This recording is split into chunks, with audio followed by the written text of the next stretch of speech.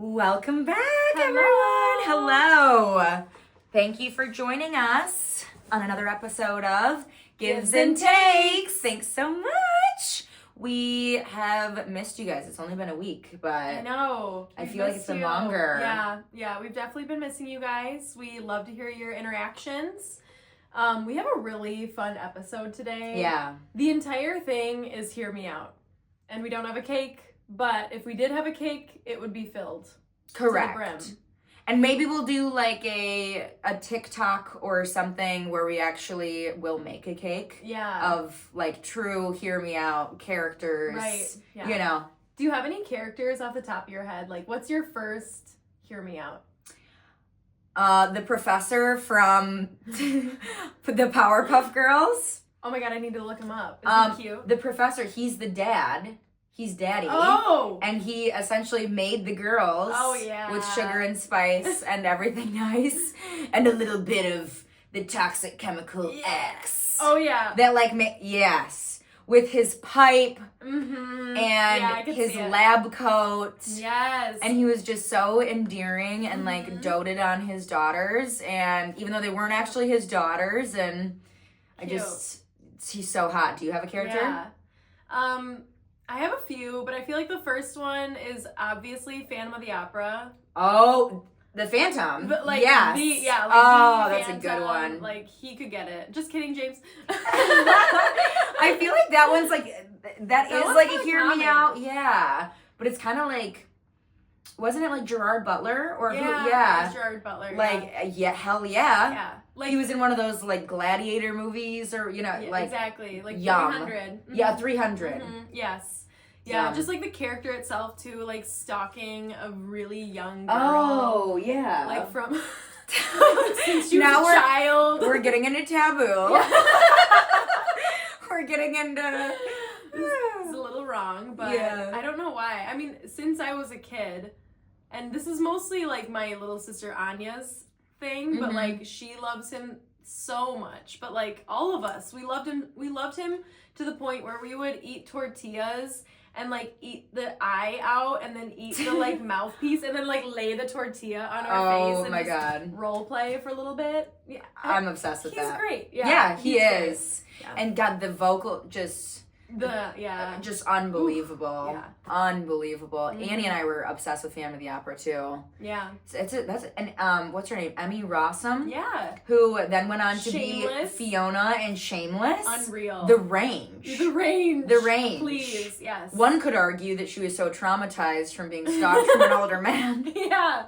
That she just she's like, I have to do a crash out, character. Right. Like, that's her progression. Yeah. Her natural progression. Totally. After being perped on. Mm-hmm. Yeah, that makes sense. It also reminds me a lot of Beauty and the Beast, Phantom of the Opera. Oh, Kind of like yeah. it's a very similar kind of storyline when you think about it. I could see that, yeah. You know? Like, kind of creepy. The guy, like, just stalking you, being kind of rude. Locks you up. Throw away the key.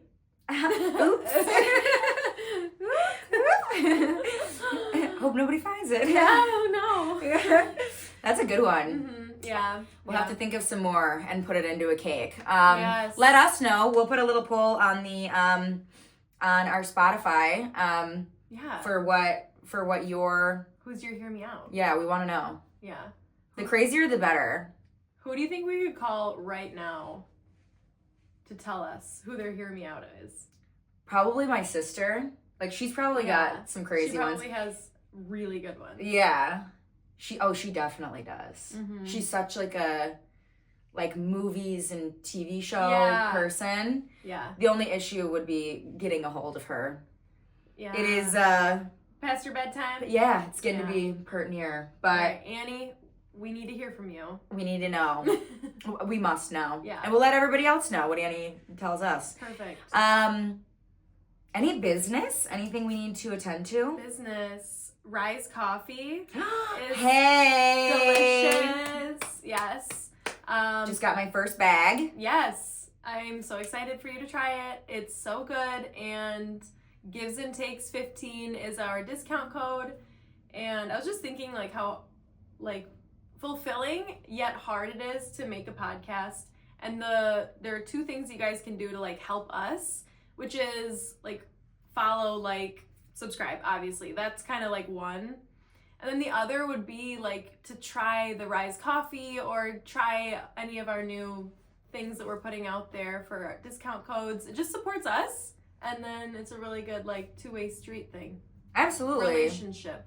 For sure. And it helps us like with our partnerships. Like we can only be as good at doing our podcast and we can only grow as much as the partners that want to work with us. And so as much appreciation and support we can get from you guys with any of our partners will only make us better and us grow faster and more. And that means more exciting things for everybody else. So yeah, please support us. Wake up and rise. Yeah. Oh, we should send that to them. We wake up and rise. Maybe bitch. we will. We do have an advertisement that will be rolling out, so stay tuned for that as well. Yes. Anything else? Any other business? Yes. I'm getting over a cold. That's why I sound like this. A little stuffed. Ashley's getting over the flu. We're both getting over it. So hang in there with us. Yeah. If you didn't get hit by the flu this year, you have been blessed. Yeah. Like, you are so lucky to not have been hit. This one sucked. Yeah. I think you went down a little bit harder than I, which so bad. I was telling you totally surprised me because I have a compromised immune system. But I did just get my first infusion and I'm wondering truly if whatever they put in that magic elixir like fought it off faster. But I could not lift my head off of a pillow for more than like 30 seconds. It felt like it was being crushed. Yeah. Do you remember that character from Zoe 101, like the juicer? Yes. Who would juice people's heads? Yes. Oh my gosh. Just like juicing anything. Yeah. Oh my god. Or maybe it was Drake and Josh, whatever it was. Yeah. But all I wanted was like my head. I felt like it needed to be juiced. Oh yeah. It was awful. And Michigan, apparently, we have like the highest levels of what would you say, like influenza A? Yeah. We have the highest levels in the country right now. I believe it. Of it. Yeah, I think everyone in Michigan had it because it's, first of all, it's awful. It's so bad. And then Michigan right now is so cold that everyone's indoors sharing breath with each other and it's disgusting. Gross. Yeah. Oh, that is like true, one though. of my like weird not pet peeves, but it's like my weird like phobia thing where like I'm in a classroom and I'm like, I'm breathing 16 kids' breaths right now. Yeah. Like I will need to crack a window like no matter the season. Everyone's like, it's so cold in here, Miss H. I'm like, shut up. You're like, you're giving me diseases, boys and girls. Yeah. I get that. Yeah. Yeah. I just need to open that air, open that window. I think that's fair. Yeah. Yeah. So shall we get into it? I'd love into to. some hear me out. I'd love to. Okay. Shall we? Let's do it. Would you like to go first? Sure. All right. So starting off strong, I think this one's pretty hilarious. This comes from the subreddit Unpopular Opinion. Okay. So the Karen or speak to the manager haircut is actually hot and I wish more women wore it. Wait, oh my gosh, that's hilarious. Right.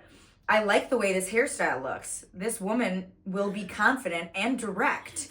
The cut is sassy, it emphasizes the cheekbones, and it's a good alternative to a more traditional hairstyle. That is so funny. I've never heard this take. I kind of hadn't either, but I think that we've kind of like romanticized it, or the way in like society we've deemed it as this terrible thing.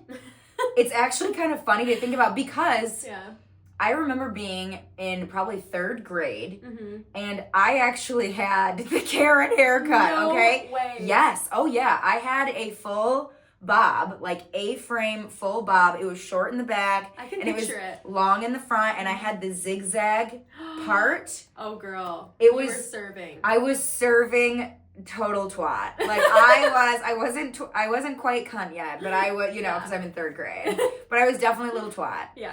And I did actually feel so powerful. Like I felt like snatched, and and it was such a like hit haircut. It was what everybody in like the early 2000s, like all the it girls had for haircuts. For sure. Yeah. Like some of them. I'm sure, like David Beckham's wife. Oh, yeah. What's her name? I'm so sorry for butchering this, but she was one of the Spices. Oh, one of the Spice Girls? Yeah, she was one of the Spice Girls. I couldn't tell you. Maybe Angry Spice. But you know, she had like that cool hair, you know, and it was just a thing. Mm-hmm. And I feel like we've just totally made it this hideous, ugly thing because of oftentimes the hideous, ugly people that are, you know, their behavior is hideous and ugly. Yeah. I love that take. I think that's hilarious. I've never heard that before, but I can see it. It's really good for cheekbones. I love that they said that. Like, the jawline looks snatched. Mm-hmm. Some days, like, I just want to, like, pull all my hair up because of that exactly. It's like, well, I want to show off like, my jaw today or whatever. Like, I literally will think of that. And, like, it looks good with this, like, low-cut shirt or whatever. I'm kind of into it. I'm kind of into it too. And like the ways you could style it. Like you could like scrunch, I'm just thinking of like how we used to scrunch things. Like it was scrunched a little in the back and then the front pieces were straightened. Yeah. I don't know that it would look that good today, but like I just have like a piece of nostalgia associated with it. Yeah. I just thought that was a hilarious take. I love that. Somebody said I did it to myself at 4 a.m. in high school with like the emoji that like looks like it's like half melting. Oh my god. How could you do that to yourself?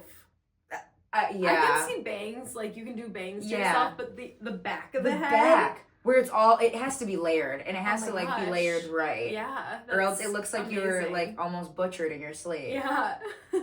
So yeah, that one's, I just thought that was a funny one to kick it off. Hilarious. All right, I have one. So hear me out. It's okay to ghost people. What are your thoughts on that? Under the right circumstances. For sure.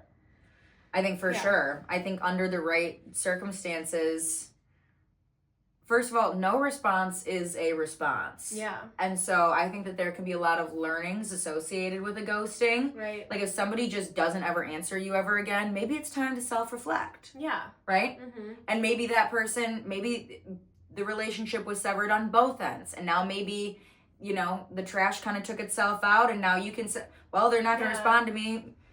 Guess that settles it, you know? And then you can move on. And it's clarity in what feels like an unclosed way, like but it's still clarity. I think any way you look at it, you can learn something from it, hopefully.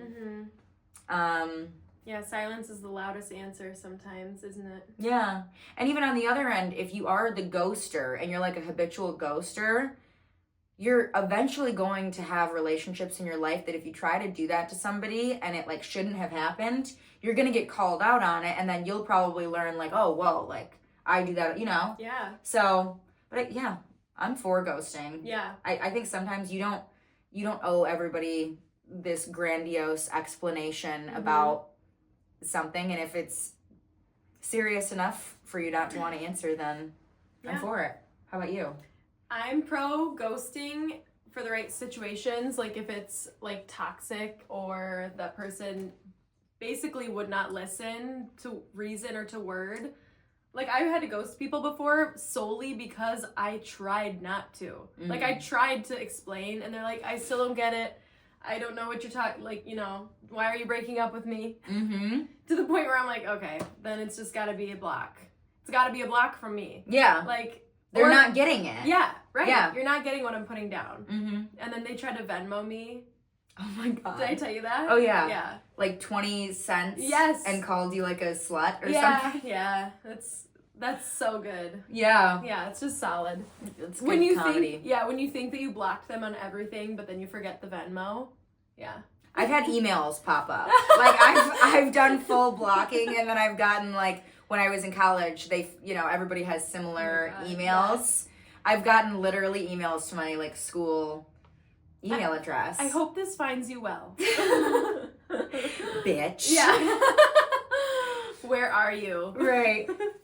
Oh my god. Okay, so I have a story. Okay. About ghosting. I love it. And so I thought that we could just kind of talk about this one. So this comes from AITAH. So it says, AITAH, or am I the asshole, for refusing to meet with my soon-to-be ex under no circumstances. And then they need advice. So my ex was on a work trip, and a lady from his work sent me a video of him dancing and making out with a colleague of his. She wrote, "Girl, do something, you're losing your man." And I was 6 months pregnant, and trust me when I say that I was worried I would go into labor or have a miscarriage because my stomach started squirming. I was shocked because that's just not him. How could it be him? It turned out you never really know who people are. I called that lady, and she told me that they just left to go to his hotel room. I called him, but he didn't answer me. I called 10 times, and he didn't answer. Then I called the lady and asked for the other woman's name and number. And she sent me her name and number. And I made a group chat, and I wrote, "I hope blank is worth hurting me and ruining our marriage. Have a good life. Husband's name." He called me within a few minutes after that text. I didn't answer, and I have never answered him or seen him again. What? Yeah. Isn't that amazing? He called me a couple of 100 times and texted me over 150 texts that night. I never read a single one. My heart couldn't take it.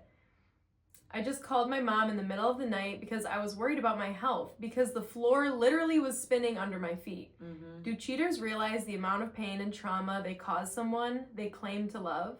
If they knew beforehand, would it deter them? I have never seen him again. My brother and his wife have been my rock and my way of communication with him. Nobody is allowed to tell him where I live. I have full custody right now, and this arrangement is until our son is old enough to start to share custody arrangements. I'm still on maternity leave, but when I start working again, I've arranged to have my home office. Good luck trying to ambush me at my workplace just to explain. That was in quotes. For 9 months now, I have been called everything under the sun from his side of the family, wanting him to explain. I don't understand what he wants to explain. What is there to explain? Mm-hmm. Whatever he did is self-explanatory, and what is there more to talk about? Why is it so important to see me and talk in person? What can he tell me that would make his infidelity redeemable? What can he say to change my mind? I've made my way very clear. Mm-hmm. Divorce and never see him again, because I have spent nights on end trying to find anything that would make what he did forgivable in my books. I've tried and I've failed. I've done my part. But now I'm the one who is in the wrong, apparently. I am the bad person because I don't want to see the man who broke my heart. I don't know. I feel like some people on my side of the family are thinking the same thing, that it's gone too far. This is not the adult way to handle things. I've made my point, and now I need to face my fears and heartbreak. Maybe they have different motivations than his family, but it's still the same judgment. The same judgment that I've taken this too far. Help me to understand this, please. So she kind of was concluding that with thinking that she still is in the wrong. Definitely fucking not. Yeah. So she said divorce, so they were married. I think maybe I missed that in the beginning. Yeah, husband. Okay, husband. Literal husband walked down the aisle. Yeah, she said my ex in the beginning. Oh, okay, my ex. Like she kept referring him to my ex. Okay. This is her literal husband. Divorce. Oh my God. And you were caught in red-handed. Yeah. Like you were caught red-handed. You were caught in cold blood. There is no weaseling your way out of what you did. Quit trying to have your family contact and harass this woman. It sounds honestly like, and good, honestly, I am so impressed by this, OP, because it's something that I, have worked on throughout my life, but I just feel like it would be so incredibly hard with a child and being married to just like never speak to them ever again. I mean, all the power to her. That's incredible. Yeah, for real. But, honestly, just good on her. I fully support what she's doing. Like, maybe that will change. Maybe when the kid gets older, maybe what that'll look like will start to change. But she's already so far removed. Yeah. Like, it sounds like she allowed herself to feel all of her feelings and, like, purged him. Yeah. And she needed to. I think that her I think everybody that's trying to tell her what to do probably doesn't have her best interest at heart. I honestly hate that. Yeah. I hate when parents and when families is like, okay, well, just forgive him already. Like, there's been enough time that's gone by. Right.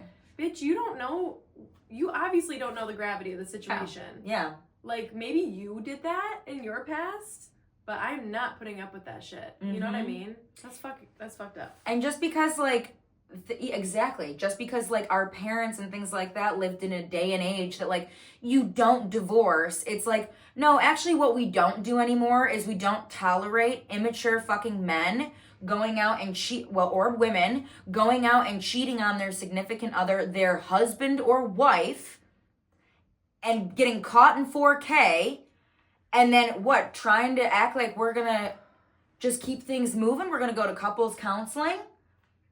Maybe that works for some people, but clearly she knows herself, and that's not gonna work. She's never gonna be able.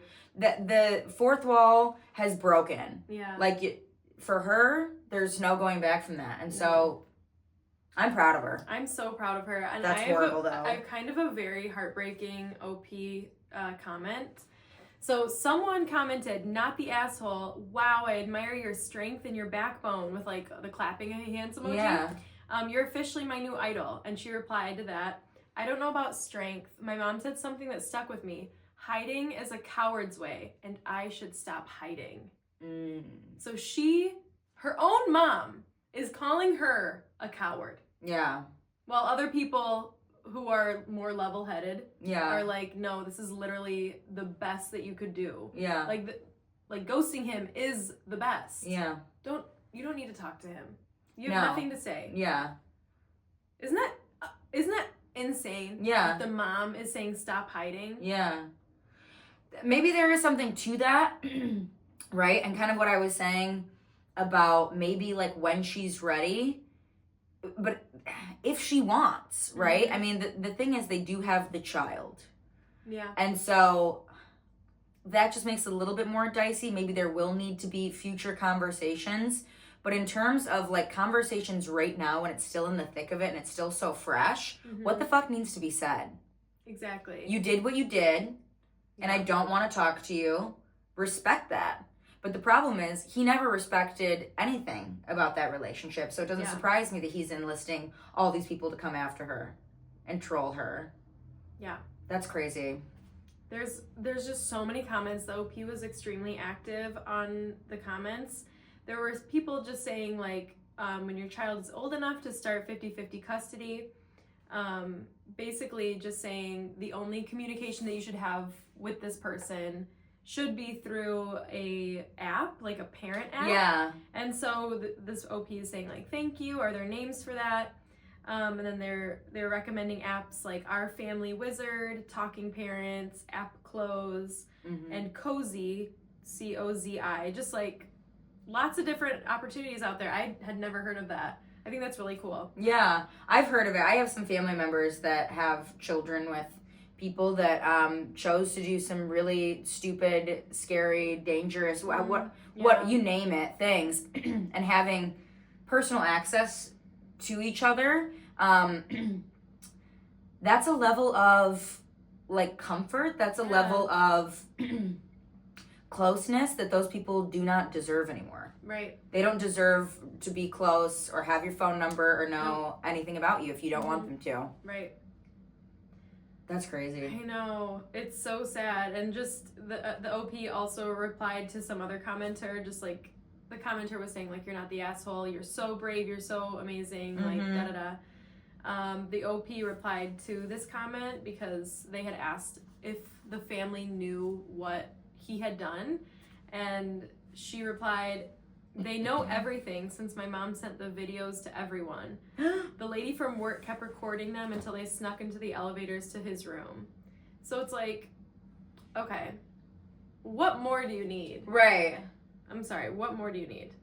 Yeah. It's almost like then the family's like taking like his side, or they're pushing their personal beliefs on their daughter or their friend or whatever. It's awful. And it's like, this didn't happen to you. You don't know how I need to heal. This is between me, my therapist, and God. Yes, exactly. Like, and my, my son or daughter or whatever. Yeah. Jeez. I know, isn't that awful? Mm-hmm. Okay. Next step. That was a juicy one, though, that's for Right. sure.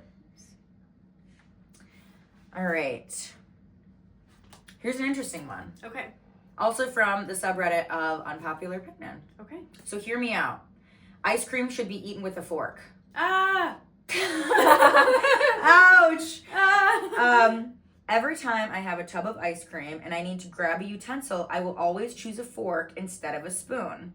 When you eat ice cream with a spoon, you have to put the spoon all the way in your mouth, resulting in a metallic kind of taste from the metal of the spoon. However, if you use a fork, you can easily spear a chunk of ice cream and have it so that the ice cream is a bite-sized chunk at the end of the fork. This way you can eat the chunk of ice cream without having to put the utensil all the way in your mouth. I was disgusted, revolted, and then pleasantly surprised. Surprised. Supplied. Supplies. I was very supplied. You were very supplied with forks. Isn't that interesting? Like, if you think about it from that perspective. Yeah.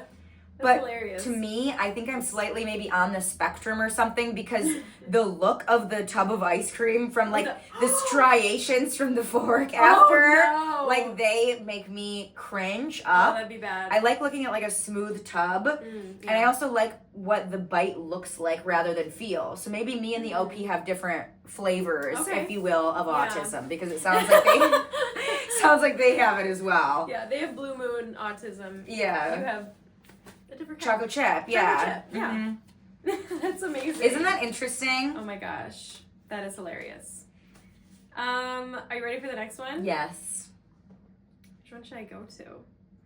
Hear me out. Money can buy happiness. Obviously.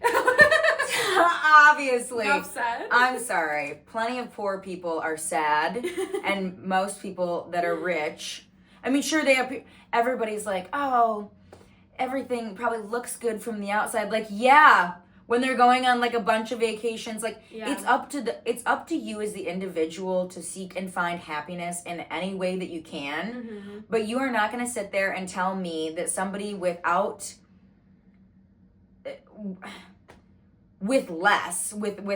enough to like provide for themselves and like support themselves and follow their dreams is ever going to be happier than somebody that has an endless amount of funds to do whatever they want. Exactly. I think that's what it is for me, and it's like it's never been keeping up with the Joneses. Yeah. I can't talk today.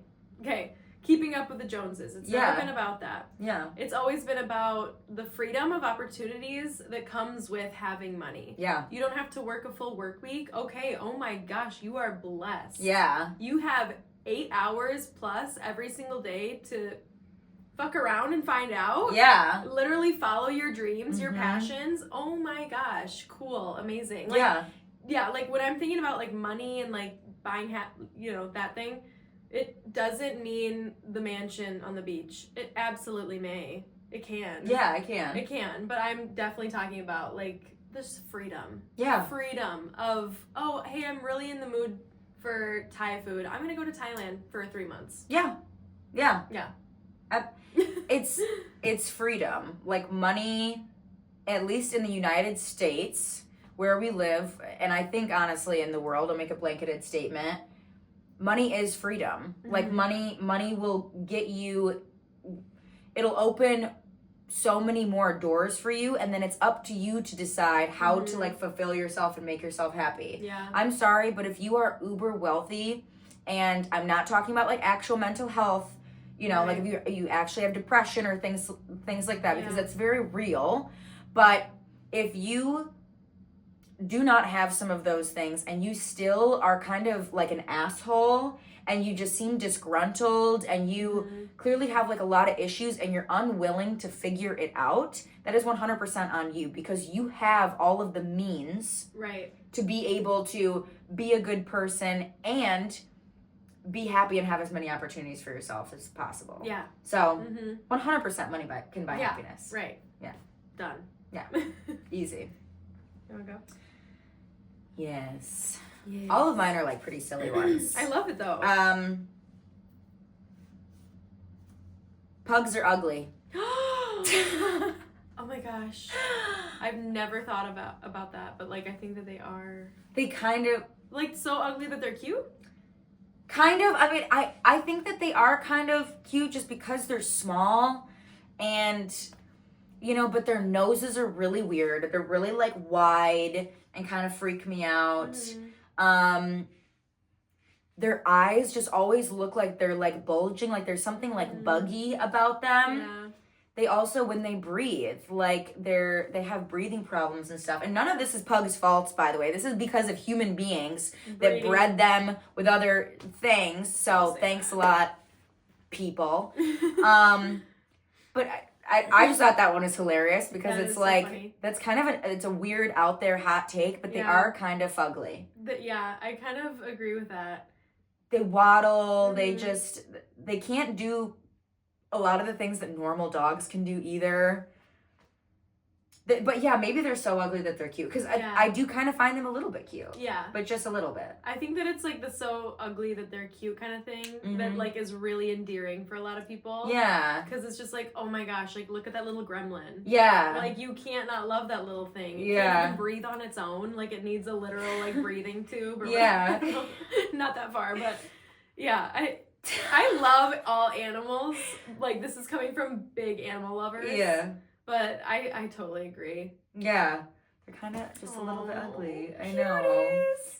But they are kind of cute. Yeah, they're like if one was sitting right here right now, I'd be like, oh, I'd love it. All over it. Yeah. Yeah, we would love him just the same. Yeah. But they are a little ugly. They are. Respectfully. Pug owners, please don't come at us. We mean that with love. All the love. Let's see. Okay. Hear me out. A 4-day work week would solve 90% of our problems. 4-day work week to have a 3-day weekend. I would be so rested. I would have so much more time to do things. Because when you think about it, like, Sunday is a prep day, for me at least. Sunday is food prep day for the week. And then Saturday is kind of my, like, I kind of can make plans on Saturday, maybe, if I don't already have, like, family obligations or, like, you know, things like that. But, like, Saturdays, maybe. But then it's back to Monday, you know what I mean? Like, after a it's food really prep quick. Day. So I feel like if we didn't work Fridays, I think that it would solve a lot of my, like, just life problems. Yeah. My house would be so clean. My mind, which means my mind would be clean. Yeah. I'd be able to work out more. Like, everything would be better. Yeah. Yeah. I think that it would be fantastic. I do think just from, like, for, like, my job, I think it would make it a lot harder. Oh, really? Like, I think it would make it a lot, because things happen so quickly for us, like from just day to day, that we almost need like the full 5 days and then just a quick little break before we're right back at it and picking up where we left off. And maybe that's like kind of a toxic way of like thinking about it, but it's and I love my job. But it's just one of those things that I feel like we need like the full 5 days to get done what we need to do from a business standpoint. Now, from a personal standpoint, I would love a 3-day weekend. Yeah. I think it would solve a lot of my personal problems. 100%. Too, you know? But, yeah. It would be nice. It would be so nice. If, like, the whole world adjusted to a 4-day work week, then I think it'd be fine. Like, if we were all operating on that, Like, Fridays off. Yeah. Fridays, no one's working. I think then it'd be great. And another thing, too, like what you were saying, like, things happen fast. because I've seen schools, at least in Arizona, do this, is like their Wednesday is like 3 hours longer, which would suck. But then every other day is like a half hour longer. Yeah. So it's like you're kind of making up for that time-ish, like at least a half day. Yeah. Like within the week. And then on Fridays, you just get to sleep in. Yeah, that would be nice. Own thing. Yeah, it's like a long Wednesday. Like everyone hustles on Wednesday. Like if that was the mentality, I would love it personally. Yeah, it would be really nice actually. Like basically 2 Saturdays. Yes. Yeah. Can you imagine? I mean, that's why long weekends great. are just the best when we have like so holidays. Yeah, so good. I wonder if we'd get rid of holidays. Like I wonder if we as like a world would stop celebrating holidays if we already had 4-day work weeks. I could see that. I could see us. I'm good on that. Like I don't need President's Day off. Yeah, I'm good with that too. Yeah. What's a president ever done for me? I'm kidding. I'm kidding. Don't come for me. But for real. But for real. Okay, this one is a little bit morose. I've done mostly like fun, lighthearted ones. Here's I'm ready for a little morose. bit more of. Oh, this is coming off of Quora. Is it like a Reddit? Kind of. Okay, I've never been on Quora. It was kind of like an OG. It was a mix between like Reddit and Google. I feel like back in the day, okay, nice. And like it still kind of is. Wow. Okay. So this is one OP's. Hear me out. People should have the option to check out of life with dignity if they're not interested in living anymore. Most of the confusion, frustration, transferred aggression, and misery in life stem from confronting situations you absolutely detest and must yet endure. Oftentimes, just so you can survive and endure some more. This is very, sad. If death is like going to sleep and never waking up, you'll end up dead anyways. Why the hell is it not a valid, respectable option in certain hopeless, miserable, or even simply boring situations? Maybe not that last one. If things are boring, we can work on that. Right. But okay. Seems to go against everything that we've been taught since birth. So rather than examine my premise every time I say this, people start asking whether I'm suicidal. I actually love everything about my life in particular and life in general. I just don't think that life is serious for people to cling on to at all costs in the face of pointless suffering, apathy, or even simple boredom. See, the simple boredom thing's throwing me off. Everyone gets bored from time to time. Like, we don't need to be... Yeah. If you want to play the game, rock on. Give it your all. If not, you should be allowed to make your way for people who want to without senseless stigma. Oh my gosh. I feel like I have a lot to say on this. Hot take. You should go. So I have 2 kind of different paths. So the first thought that I had was... my grandpa, my opa in Germany, he passed away from dementia, and the last 2 years of his life was like a living hell for my grandma because she had to take care of him, and then he got mean because he forgot who she was, and it was just awful. Like he just turned into a different person. He wasn't my same opa that I remember him as, and I don't want to remember him that way. He actually had a German book, and it was literally titled a few ways how to kill yourself when you're old. Oh my God. Yeah. I mean, it was probably translated, a little differently, maybe more eloquently, but he knew that he was going to get dementia because his father had it, and so he knew that he did not want to live his last days like that, so he had kind of been planning on taking himself out, but then it got to the point where he didn't know who he was. He forgot that was his plan. Yeah. And so, I mean, it was so bad to the point that he's in a hospital, he's getting lost because all he wants to do is be a doctor because he's been a doctor his whole life. So he's in a hospital and he's walking around trying to check on the patients. Oh my God. It's just... yeah, just so many things, falling out of bed, just things like that, falling down the stairs. My Oma had to carry him, just so many things that happened that I know he did not want to happen. So in that instance, I'm like, hell yeah, 100%. You already kind of premeditated, had a plan, you know what I mean? You wanted to kind of take yourself out.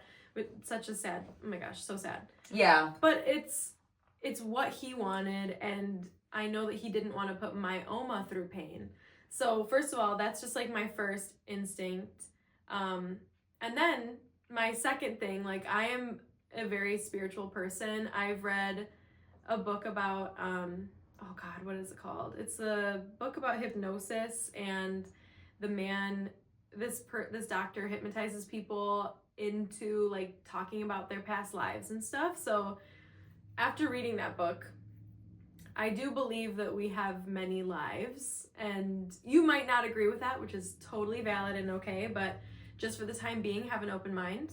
And I just believe that we are put on earth to get through those like mental challenges of I know that the whole boredom thing kept coming up, but like that was wild. That's too far. That's way too far. That's way too far. We are all bored. Yeah. From time to time. Yeah. But just we're here and we're placed in this exact timeline to get through these challenges, to overcome these things, to be the person that we know that we can be. And then I believe that when I die, I go to a place where I like reflect on my life, and then I pick out my next challenges that I want to overcome. And I truly believe that with all of my being. Like maybe it resonates with you, maybe you have different beliefs, but that's just my point of view on it. And so in that like Reddit thread or the Quora thread, I do think that if you were to like end your life early, you aren't like resolving the things that you came here to resolve. So you are going to be born maybe 100 years later with the exact same things that like, okay, now you have to resolve all of this stuff from your past life and your current life. Like, I don't know, it's just my hot take. So I think we're here on purpose. I know that we are here for a reason, and so I think that we just need to get through those hurdles and the challenges, and that's kind of part of life. So that's my hot take. I love that, and I completely agree with you. I think to piggyback even a little bit on that as well, you were kind of touching on it, but I think that before we ever come, then this is my kind of perspective on it. I think before we ever even like come into these bodies, we essentially like get to choose. And I don't necessarily think that there's like a council in the sky that decides. I'm not really sure how it all works. This is just how I think that it does. Is that the things that we, to your point, like didn't resolve, we will go through that again, and we will continue to go through it until we resolve it. Yeah. And in the next life, when you do beat your challenges, when you make it to 90 years old and all of the things that you beat, you might not beat them all, even though you live to be 90, but you did beat a lot of them. And so in the next life, you get to level up. Exactly. And my dream is that after I've defeated all of my challenges, one beautiful life of mine, I will wake up, I will open up my eyes, and I will be a golden retriever puppy. In the house of a very rich person. So true. Where I just get pets and lovings on. And it's the ultimate. Yeah. But we have to go through these things and like figure them out, and it makes you actually so much more mentally strong. And I think that's what life is more about, is like overcoming the things that we never thought that we would. I think it's waiting for the sun to come out after one of the gloomiest, rainiest seasons of your life. I think that's where like the real beauty is in the balance of things. Yeah. So true. And so with this post, the boredom thing, I think is ridiculous. I think that if you're thinking those kinds of thoughts just when you're bored, I think that you're the only one that's capable of changing or doing anything about that. But to your point about people that are older, 100%, if I can't clean myself, if I can't feed myself, if I don't remember who people are, if I am mean, if I'm if I'm being violent with the people that I love, because that is a really nasty part of Alzheimer's and dementia is unfortunately, like the brain just kind of goes into an infantile stage, but you're in a grown body. Take me the fuck out. Right. Take me out, put a pillow over my face. I'm sorry if this is like so dark, but like I don't want anybody to remember me like that. It's such a sad, bad, thing. And I think in certain circumstances, people should have the option. Yeah. If it's, they did mention like suffering. Like if I have to go through an unreasonable amount of like treatments and things like that, and I know they've told me with a 1000% certainty they're probably not going to do anything, and I've got an end or expiration date. To myself, I might be like, oh, I'm gonna like fight through that, but you know, for some people, maybe that's the one thing in their next life that they don't have to go through again. Right. You know, maybe that's the one challenge that they tried their best. You know. Mm-hmm. I don't know. I thought that it's pretty thought provoking. It's pretty. It is. It is very thought provoking. Mm-hmm. Yeah. It's a very complex issue, I think. Yeah. Because you got like religious aspects to it, and do you go to heaven and all of that stuff. Yeah. So. And we do it for dogs. I mean, that's the thing. Like I think it's very humane. Like when, like if a dog has cancer, or if a dog is like terminally ill and they can't walk or can't eat, and you know they're going to the bathroom in the house, it's just their time. Then we will set up an appointment and we will euthanize them. Exactly. Like it's the most humane thing to do. You're putting that creature out of suffering, and I think that there is a point where why don't we do that? Yeah. I don't know. Like it seems cruel, and I'm sure that you can have 100 arguments against me, but I don't know. I have a strong belief on that. Like why would we allow ourselves to suffer as humans, but we're going to do that for animals? We're going to put them out of their misery. I think a lot of it is like the religious aspect, and I think we've been seeing more and more that like religion and things like that are getting brought into modern day laws and statutes and codes and things like that, which it should not be. I'm just going to say it, okay? There's a reason that there's separation of church and state. There's a difference between law and there's a difference between belief.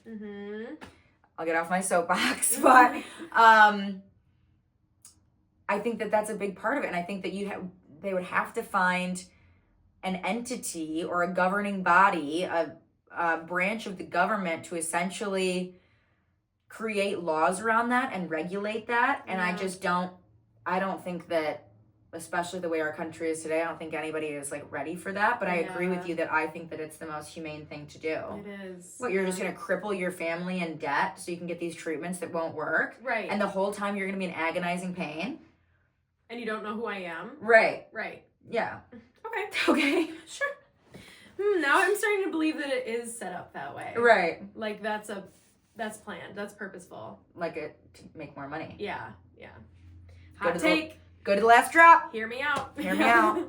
Okay, the book that I was talking about, Journey of Souls. If anyone's afraid I've heard you about talk death, about this. oh my gosh, it seriously has changed my life. Like, if anyone's afraid about dying, there's the most beautiful stories of people like reuniting with loved ones in their visions, in their like hypnosis state.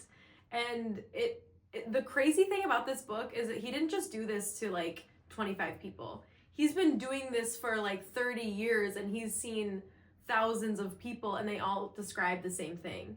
Wow. So it's like, okay. Yeah. Like, did all those 1,000 people like know each other and sync up and decide that we're gonna have the same story? Right. Yeah. Like to the point of like there's like pods that you go into in the afterlife, and there's like a refreshing like mist where you're like cleansed from the earth. Like people are explaining it to detail. Wow. Thousands of them. So it's, I don't know. Check it out. That sounds peaceful though. Yeah, I think about Sounds that all nice. the time. After like a hard day, I'm like, I could really use one of those misting showers right now. I could really use like my reset mist. I need it. I feel that. Right? Some days I wake up feeling that way. Oh, just reset me. Like, oh, no, click next. Next day. For real. Okay, is it me or you? You. Okay, let's see. Okay. Oh, I love this one, and my mom and I talk about this all the time. Okay. So hear me out. If you are mourning a loved one or a lost one, someone who you loved and is not with us anymore, there should be a special pin, a black pin that you wear so that everyone knows that you are going through a mourning stage. Wow. Like, you know how people used to, like, in in the olden days, people used to wear all black for months. Mm-hmm. And then you would recognize that and be like, oh, they're in mourning. Don't fuck with them. Yeah. You know what I mean? Yeah. Like, you don't want to give someone their 13th reason when they are on their 12th and a half. Right. You know what I mean? Yeah. Like, you want to be extra kind to these people. Yeah. And then I think that there should be, like, another color pin if you're feeling depressed. Like, I think depression... Like, people underestimate what kind of a fucking cloud that can be. Yeah. And then if there's a Karen at the coffee shop who is, like, giving you a hard time, You're she just needs like, to know. Yeah. Look at the pin, bitch. Yeah. Don't fuck with me today. I need 5 shots of espresso to get through my fucking day and my job, okay? I cannot handle you right now. Yes. I think it should be universal. We should all do it. Hear me out. I like the concept. I really do. I would say more so probably for mourning. Mm-hmm. My thing with depression is that at least in my experience, there's a certain like stigma about being depressed that I don't know would actually help people that were depressed. If then now the entire world knows that you're depressed. I'm imagining like an old man be like, hey, I see you're wearing a depression pin. Yeah. Why are you so sad? You ever thought of just cheering up? You ever thought about just not? Putting a smile on your face? You act prettier when you smile, you know? Okay, everyone can do this except old people. Like, yeah. But it's like, but you know what I'm saying? Like somebody that's depressed, first of all, I feel like it's hard for them to even like brush their teeth or do their, like I love the concept of it, I really do. But just, I'm thinking of it like, in reality actually happening. Like, will a person that like maybe forgets to brush their hair, like they put on their pants backwards, are they really gonna like remember to like, all right, I better tell the whole world that I'm fucking sad as shit so they can all sit like stare at me in pity? That'll make me not want to kill myself.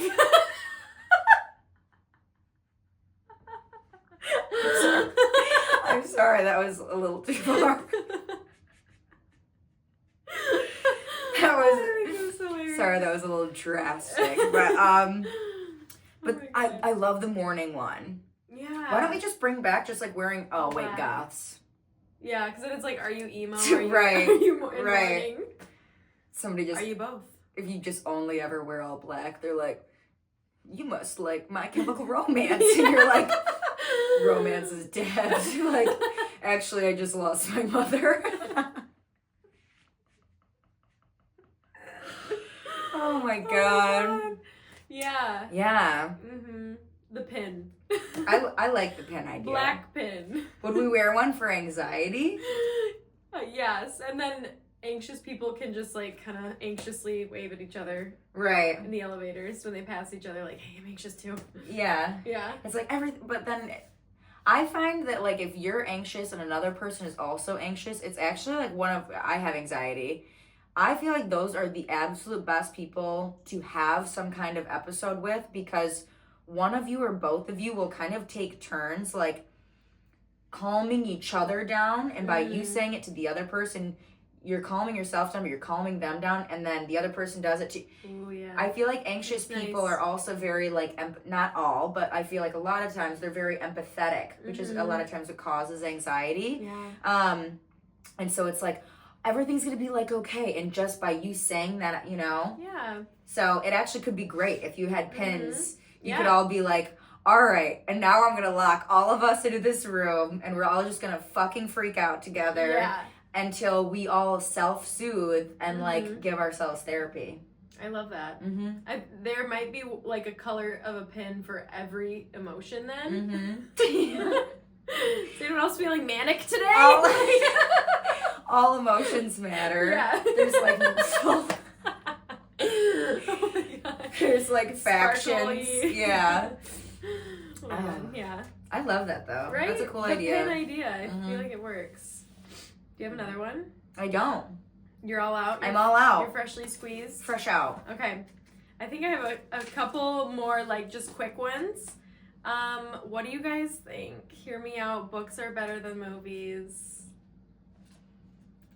And the adaptations. I'm going to argue my point, and then I'm also probably going to backpedal on it. But Harry Potter as a book is like way more informative, and the movies make me feel like I'm in whiplash, like I'm having whiplash because an hour of audio that I've listened to is now condensed to 3 to 13 minutes. Yeah. And I'm like, oh, wait, was that the part where he was thinking this one thing and we didn't really see that? Like, yeah. Do you know what I mean? Yeah. It's crazy. Like, I spend 28 hours of my life on book 7, and then I'm having whiplash on a 2.5 hour movie. Yeah. Love the visuals, and I get so excited. Like, sign me up for a Harry Potter marathon. But it's just, I feel like they should have maybe made it into a series, like a TV series, instead of a movie. That could have been good. I think for super long books like that, I would agree with you. I think there are a few exceptions maybe to the rule of movies that I liked better than books. I was trying to think of some while you were saying that.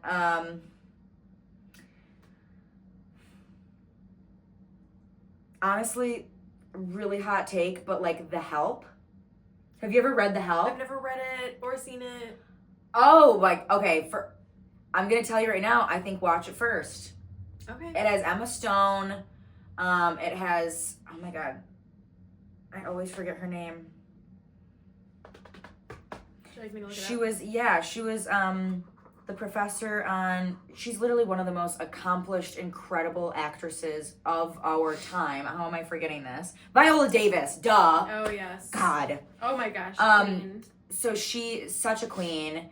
And I mean, the cast is stacked. Oh my gosh, they have amazing people. Yeah, it honestly it's such a poignant, the book was incredible. I will not lie, the book was incredible.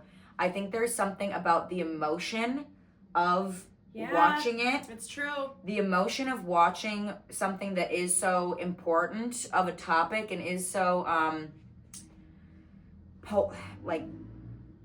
such a deep thing that like watching people actually have the emotions and actually feel, you know, some of these things it was a little more impactful for me than reading it. And as you're saying that, I'm such a movie person because of the music and the emotion behind it. Like with a book, you're really not getting music or any like that auditory, I mean, besides the narrator just mumbling, but yeah, I really love movies too. I do too. And so I think it kind of totally depends on what the point of the book was. For something like Harry Potter, I actually am going to agree with you because there's just so much there. It is a mystical land of hundreds of thousands of different kinds of creatures and spells and all of these things. To just wrap that into like 20 hours for 8 movies is nuts. Like you just feel like you're being like cut short a bit, and the magic is almost lost a little bit in that. Even though it is really fun visually, to your point, it is cool. But there are certain books that I'm like, I felt more when I watched it, and I like saw human beings acting out those scenes. Right? Yeah. Like there's more like humanness. In the actors. Yeah. Interesting. Yeah. I like that one though. I do too. All right, hear me out. Friendship breakups are as heartbreaking, if not more, than regular breakups. 100%. Like, totally. Hear me out, 100%. Hear me the fuck out. For sure. Yeah. Sad. And we'll leave it at that. Slams laptop shut. Friendships are completely different. It's a different level of intimacy, I think, in your life. And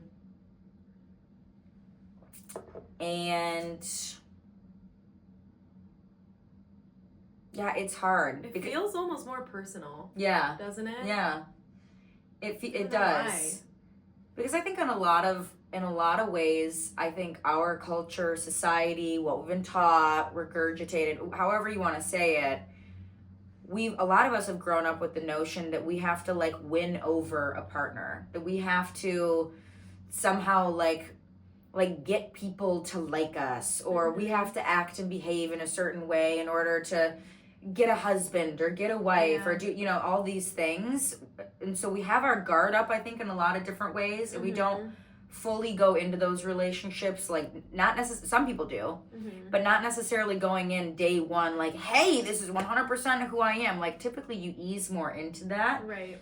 Whereas a lot of times with friends, you get to, like, choose it. Like, you actively get to, like, you meet a person, you can decide, like, if you like, the stakes aren't as high, is what I'll say. The stakes aren't as high, so you feel more comfortable to open up and be yourself. And when you show way more of yourself in those relationships and then they don't work out, it literally feels like a piece of you left. Yeah. Because maybe you haven't been that, like, open or connected. Right. Maybe you haven't felt comfortable enough to be that way with other people yet. Yeah. And guys in my life, it was a very, like, I would date a guy for 7 months and then I would break up with him and then I'd date a guy for 7, like, it was my younger self. I was going through the guys because I was shopping around. But with female friends, I felt like I didn't shop. Like, I definitely, like, window shopped, but I picked out what I liked in a friendship, and that was my ride or die. Yeah. You know what I mean? Yeah. Like, I didn't go out shopping a lot for girlfriends, but the ones that I do have, like, you are in my life because I fucking trust you with everything in me. Yeah. Like, I don't have time and energy for anything else. Like, you know, any other bullshit. Yeah. So, like, with the friends, it was especially, like, you are being chosen. Even more than, like, boyfriends at the 100%. time. You know what 100%. I mean? Yeah. Yeah. It sucks. But also, I think some of the most, like, healing experiences you can ever go through is going through a friendship breakup. Because, you know, you and I, to your point, dated and broke up, and the heartbreak, sure, it hurt. But that, like, 1 or 2, you know, friends that you and I, like, maybe have had, or any of our listeners, like, there will be a friend in your life that you just, maybe you naturally drift apart. Maybe it's something, like, toxic. Maybe toxic behaviors start coming up. Maybe, you know, it's a difference of opinions that just kind of polarize, whatever it is. Relationships take different forms, whatever it is. It will be one of the most transformative experiences I think that you can go through is going through that breakup, because there's so much learning to be had. Like, you will learn so much more about yourself because, again, like, it feels like a piece of your identity is going with them in that. But how beautiful that you were able to trust someone like that. Right. How beautiful that you were able to, like, be as open with a person like that. Like, don't be afraid to open up to other people just because, like, maybe they didn't know what to do with it, or maybe they, you know, did something, like, disrespectful or to lose your trust. Like, that doesn't mean that you can't now open yourself up. It just, to your point, means that you get to be more choosy with who you do it with. There's tons of things you learn from it. Yeah. There's tons, but it is so painful. Yeah. And I've learned, like, to your point, I've learned more from friendship breakups than boyfriend breakups. 100%. Because 90% of the time I'm breaking up with the boys because I just don't like him anymore. Yeah. Or he cheated on me. And it's like, I don't have to think about that. Yeah. I don't have to think twice about that. Easy. You're gone.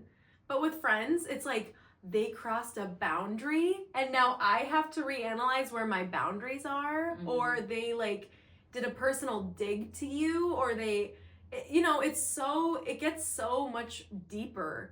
I don't know. Yeah. Like, it's just crazy. It's a lot more complex, I think.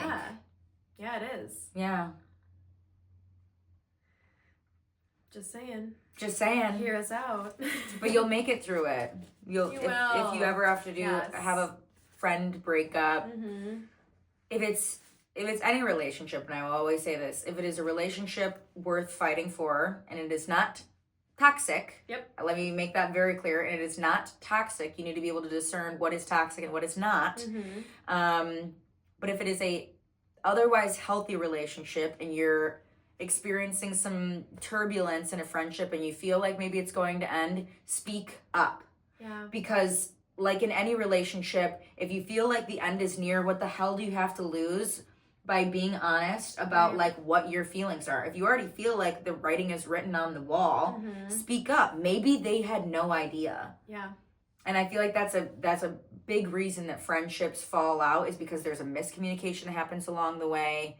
And, maybe they just, I don't know. Now I'm thinking of like people I've had to do that with, and it's like, maybe they just like didn't like me that much. Like maybe like they just never really did. Now that I think about it, like the people that have actually been ride or dies are still here with me today. Right. Mm-hmm. And so the people that fell off, it was just kind of the universe doing its thing. It is. It's so weird. It's so true. Mm-hmm. Like I had a hard conversation over a year ago. This might have been even like 2 years ago at this point. You know who I'm talking about. I had a really hard conversation with this person. I thought that it was amazing. Like I thought that we moved past something together and that like she was going to be, a bestie for life. And then 3 months later, she calls me and throws it right back in my face and tells me that she thinks that the reason that I told her or confronted her is because I was being manipulative, when that's the exact opposite thing that I was doing. I wanted to just come out in the open and have an open conversation with her. Mm-hmm. And it hurt so bad because I was dumbfounded. Yeah. I was blown away. Because after that conversation, I was like, oh, we're in the clear. She gets me. Yeah. I just said my piece and she was so receptive and she understands my boundaries. Oh, nope. 3 months later.